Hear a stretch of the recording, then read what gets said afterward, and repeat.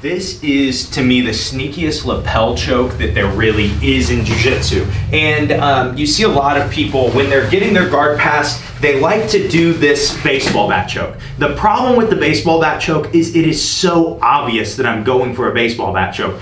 Both hands have to engage and they go to a very specific grip.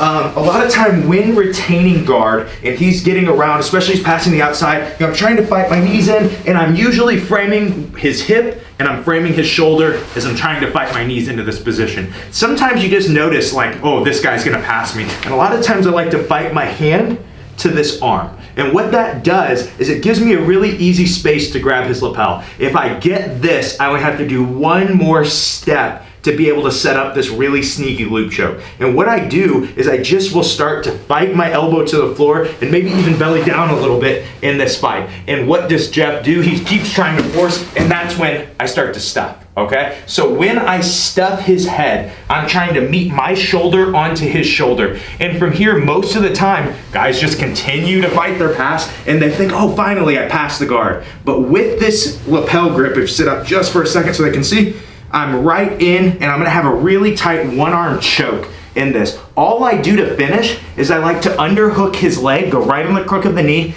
I lift my hips and I start to walk towards him as I pinch my elbow and I get the finish.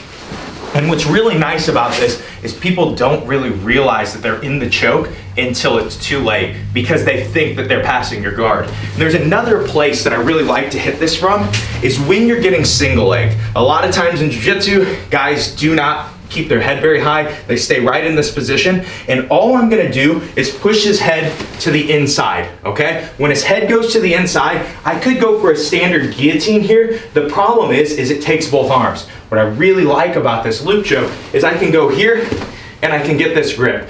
And I can even just keep it as a placeholder. I can continue to fight his hands and try to free the single leg, but sometimes you know, okay, I'm gonna get taken down here. And so what I do is I let myself get taken down and I make it feel like I'm getting my guard passed as I'm getting taken down. Like this leg just stays down, so he passes. Again, same idea. He thinks that he's gonna stay on top. And I can go crook of the knee again. Something else we can do to give us a little better angle is I can actually grab his hips here. Same thing, lift my hips, and I walk in that direction.